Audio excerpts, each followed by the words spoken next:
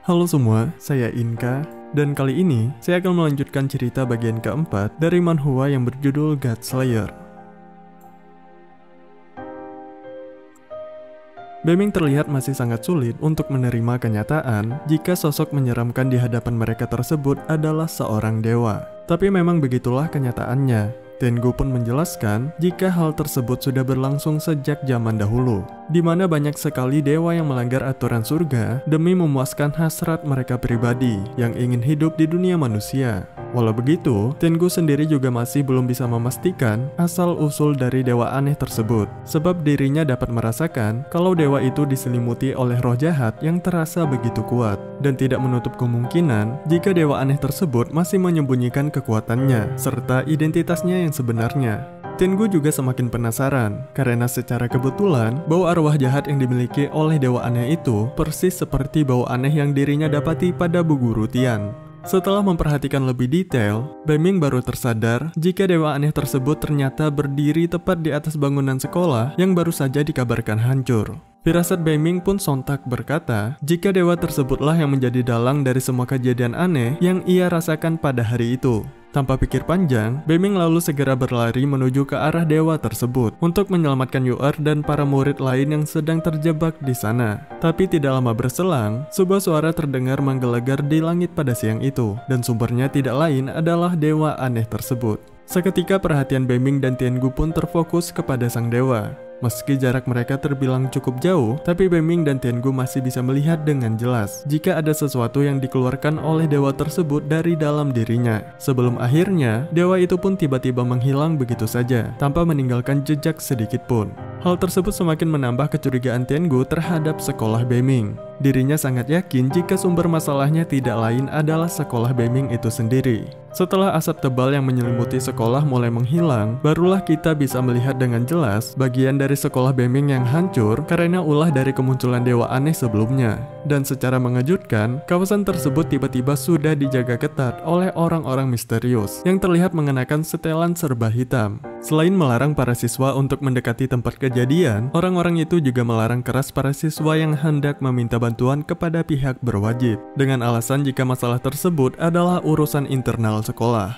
Tindakan itu tentu saja mengundang amarah dari para siswa, sebab banyak teman-teman mereka yang masih terjebak di bawah reruntuhan gedung dan harus segera dievakuasi. Tetapi orang-orang tersebut tetap saja tidak peduli dan terus menghalangi upaya yang dilakukan oleh para siswa. Bahkan mereka juga tidak segan-segan berlaku kasar kepada para siswa yang berusaha melawan, dan hal itu juga terjadi kepada Beming.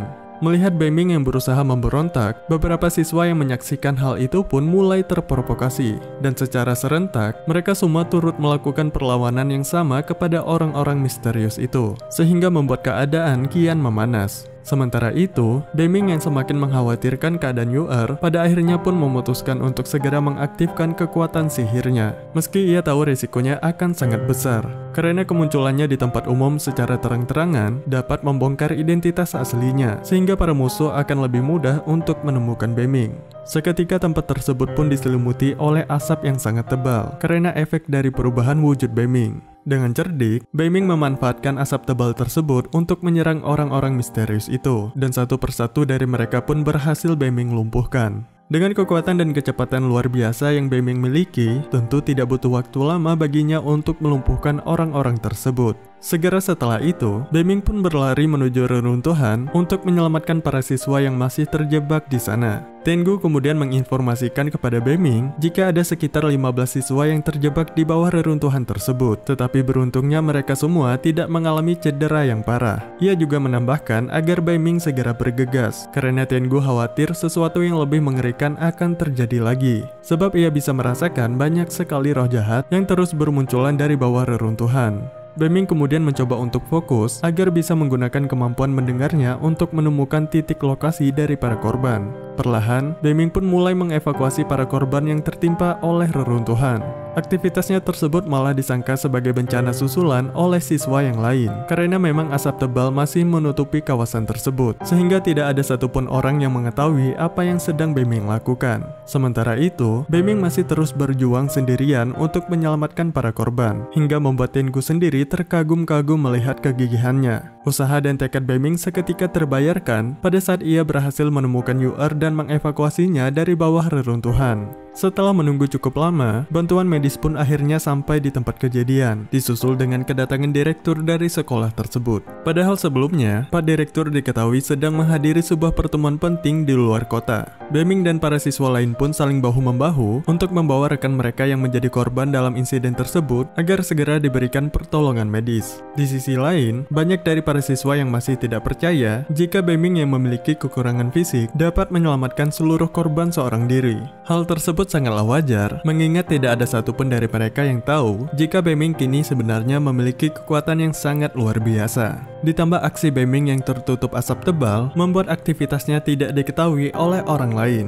Setelah para korban berhasil ditangani oleh petugas medis, Pak Direktur lalu menyampaikan rasa terima kasihnya kepada Beming karena sudah membantu menyelamatkan para korban. Namun Beming malah berusaha menutupi aksi heroiknya dengan mengatakan jika bukan dirinya yang menyelamatkan para korban. Hal itu Beming lakukan demi merahasiakan identitasnya yang sebenarnya. Yuar yang mengetahui kalau Beming sedang berbohong, kemudian berusaha menanyakan alasannya. Namun Beming masih enggan membahas masalah tersebut pada saat itu. Ia juga secara khusus meminta Yuar untuk menutupi rahasia tersebut dari siapapun, sebab Beming sadar jika kemampuannya tersebut dapat mengundang bahaya bagi orang-orang terdekatnya.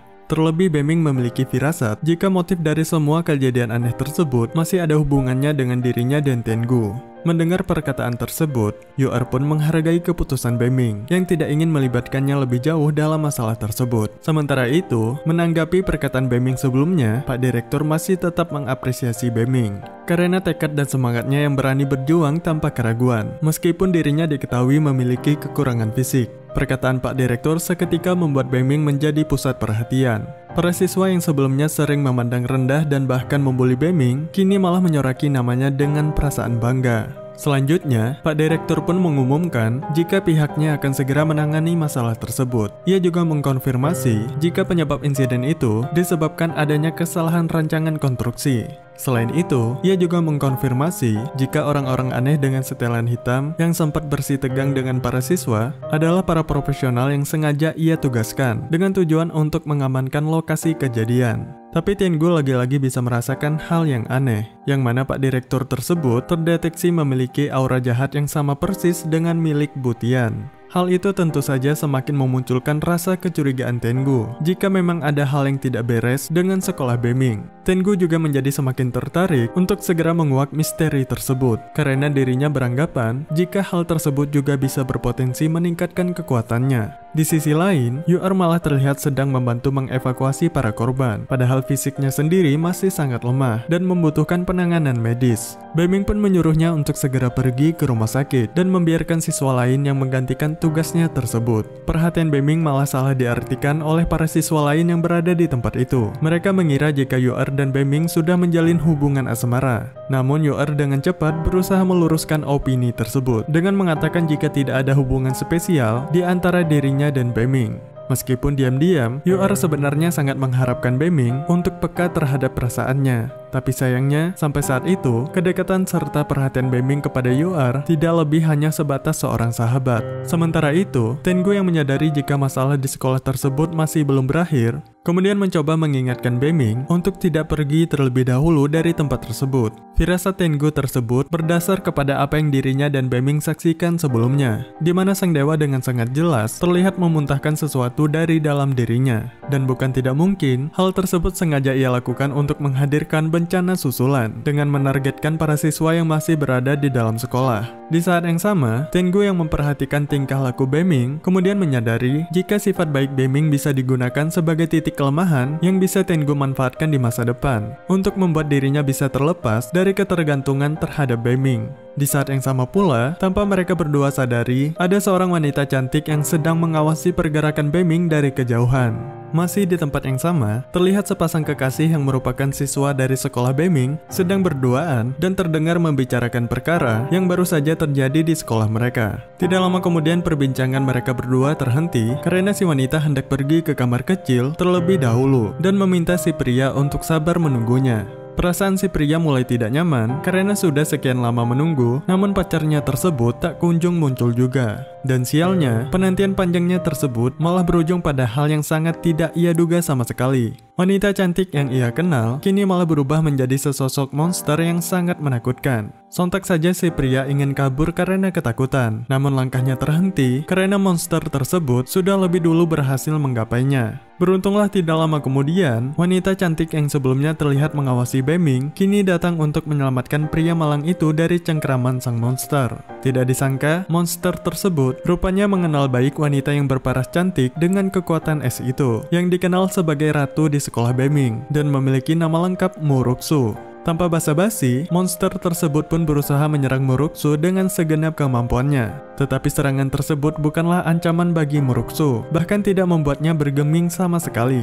Monster itu sempat mengatakan jika Muruksu adalah seorang Night Hunter, sebelum akhirnya pedang dingin Muruksu melesat dan membelahnya menjadi potongan-potongan kecil. Tidak lama berselang, Bemming dan Tengu yang sebelumnya mendeteksi kehadiran sesosok monster sedikit lagi hampir tiba di tempat tujuan. Tengu sempat memperingatkan Bemming untuk lebih berhati-hati sebab monster yang mereka buru kini tiba-tiba sudah menghilang begitu saja tanpa diketahui pasti penyebabnya.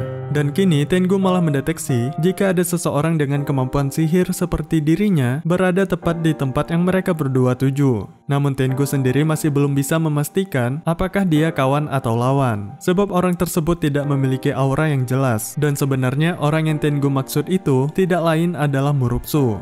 Setelah sampai di tujuan, sejenak Bemming terpaku dengan sosok menawan tersebut. Selain karena parasnya yang memang memikat, wanita tersebut juga terlihat mengenakan seragam sekolah yang sama seperti Bemming, sehingga membuat Bemming berusaha keras untuk mengingat siapa wanita itu sebenarnya. Sudah cukup lama mereka terdiam dan saling menatap satu sama lain, tapi Bemming masih belum bisa mengingat siapa wanita tersebut. Tengu pun hanya bisa bersabar melihat kekonyolan partnernya itu. Dan tanpa diduga, Muruksu malah mengawali percakapan mereka dengan mengatakan jika Bemming sudah tidak layak untuk hidup. Entah apa maksudnya. Bemming dan Tengu tentu saja sangat kebingungan mengingat mereka baru saja bertemu, tetapi Muruksu seolah menganggap mereka berdua sudah melakukan suatu kesalahan yang besar. Muruksu dengan tatapan dinginnya kemudian melanjutkan perkataannya dan mengatakan jika alasannya berkata seperti itu karena Bemming sudah mengetahui identitas asli Muruksu yang sebenarnya bukanlah manusia biasa. Dan belum sempat Bemming merespon, Muruksu sudah lebih dulu melancarkan serangan kepada dirinya. Bemming yang masih kebingungan tentu saja tidak memiliki alasan untuk menyerang balik Muruksu. Ia hanya berusaha menghindari serangan Muruksu sembari mencoba menenangkannya. Namun Muruksu sama sekali tidak peduli dan tidak ingin mendengar perkataan apapun yang keluar dari mulut Bemming. Yang ada di pikirannya hanyalah terus berusaha menyerang Bemming dengan pedang esnya tersebut.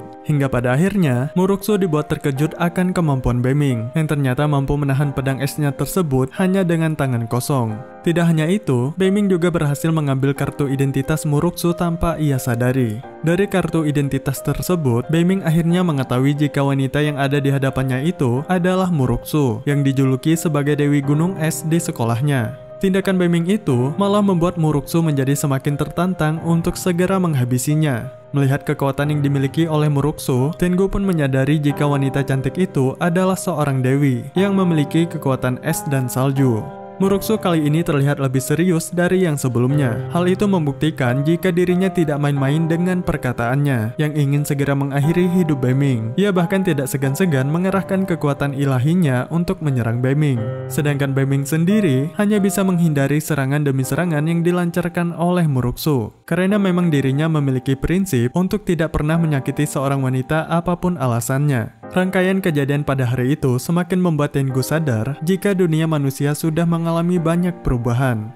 Baiklah, sampai di sini dulu ceritanya. Terima kasih kalian sudah menjadi penonton setia di channel ini. Jika kalian suka dengan konten seperti ini, jangan lupa untuk subscribe, like, dan share ke teman-teman kalian yang menyukai konten seperti ini. Saya Inka dan sampai ketemu di alur cerita yang selanjutnya.